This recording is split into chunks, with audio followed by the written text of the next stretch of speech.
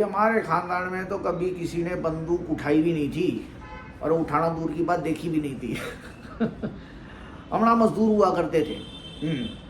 रेतों के टीलों में से रेत बोरों में भर भर कर हम ग्लास फैक्ट्री लेकर जाया करते थे और जिसकी हमको मजदूरी मिलती थी। दादा के ज़माने से यही काम चल रहा था। मैंने भी रेतें उठाई हुई हैं अपने पिताजी के साथ। लेकिन क्या है, रात को जब थक हार कर घर में सोने जाता था ना, तो मेरी माँ मुझे किस्से सुनाया करती थी आज़ाद हिंद फौज के, नेताजी सुभाष चंद्र बोस के। और वो सारे किस्से सुन सुन के ना दिल में एक तमन्ना उठती थी कि हमें भी फौज में जाना है, हमें भी सिपाही बनना है, देश के लिए लड़ना है। पर उस गांव में रहते हुए, अपने पिताजी के साथ रहते हुए, ये सपना बस सपना ही लगता था हम कभी कुछ कर नहीं पाएंगे। लेकिन फिर 1962 में जब मैं यही कुछ 20-21 साल का था, तुम लोगों की उम्र का, तो हुआ ये कि रिक्रूटमेंट शुरू हो गई इंडियन आर्मी के लिए। हमारे जो उस वक्त प्रधानमंत्री थे श्री जवाहरलाल नेहरू जी, उनके रेडियो पर भाषण आया करते थे। वो जवान पीढ़ी को प्रेरित किया करते थे फौज में भर्ती होने के लिए, क्योंकि चाइना जो था ना, अपनी तरफ से जितनी भी उनकी तादाद थी, तादाद में फौजी भेजे जा रहा था और हमारे फौजी कम पड़ रहे थे। तो जब हमारे गांव में रिक्रूटमेंट के लिए लोग आए, भाई हमारे पिताजी ने तो हमको भेजना नहीं था, तो हम बिना किसी को बताए चुपचाप बस चले गए। वहाँ पर कुछ ऑब्स्टेकल कोर्स हुए, वो रनिंग रेस हुई, वो फायरिंग की हमको ट्रेनिंग दी गई। तो हमने बहुत सारे टेस्ट दिए उधर और हम सब पास भी हो गए। लेकिन फिर हुआ ये कि जो बड़े साहब थे उधर, जो सारा प्रेक्षण निरीक्षण कर रहे थे, उन्होंने बोला कि ये आपकी नोक नीच है, तो आपको रिक्रूट नहीं कर सकते। तो भाई नोक नीच क्या होती है वो हमको भी नहीं मालूम था। हम ठहरे अनपढ़ गवार, 12वीं फेल, हमको क्या मालूम।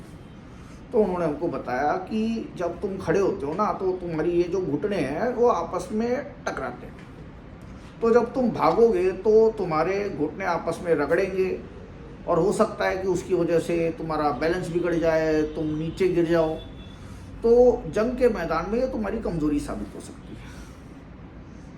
अब ठीक है भाई, अब बड़े साहब हैं, उनको ज़्यादा मालूम है, हम कहाँ बहस करें उनसे। तो दिल में एक तमन्ना थी फिर भी। तो हमने जो बड़े साहब के नीचे जो छोटे साहब थे, जो डेप्यूटी थे उनके, उनसे हमने थोड़ी विनती की कि भाई हमारे लिए कुछ कर सको तो हमारे अंदर जज्बा है, हमको भी ज्वाइन करनी है।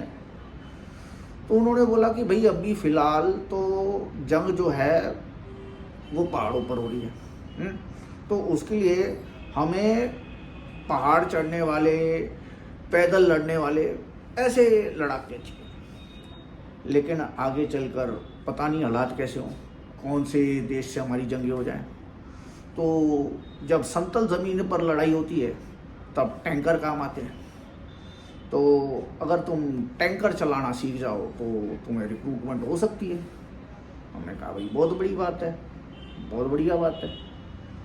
तो उन्होंने हमको क्या है ना, एक चिट्ठी लिख कर दे दी और बोला ये चिट्ठी ले जाकर अम्बाला कैंट में बड़े साहब जी को दिखा दो, तो हमारे कहने पर तुमको वहाँ पर ट्रेनिंग तुम्हारी शुरू हो जाए। ठीक है, बिना घर पे किसी को बताए बस पिताजी के गले में से पैसे चुराकर हम बस में बैठे और अम्बाला पहुँच गए। वहाँ पर जो कैंट था मिलिट्री का, वहाँ पर जाके हम बड़े साहब जी से मिले। हमने उनको चिट्ठी दिखाई और ठीक है, उन्होंने चिट्ठी देखी और क्योंकि डेप्यूटी साहब का उसमें रिकमेंडेशन था, तो उन्होंने बोला ठीक है भाई, हम तुमको ट्राई करते हैं। और फिर बस हमारी ट्रेनिंग शुरू हो गई। और ट्रेनिंग हमने इतनी जी जान लगा के की भाई साहब, इतनी जी जान लगा के की। हाँ, अव्वल नहीं आ पाए लेकिन तीसरे नंबर पर आ गए। और पहले 5 नंबर वालों को रिक्रूट कर लिया गया था, तो तीसरे नंबर पे हमारा रिक्रूटमेंट हो गया।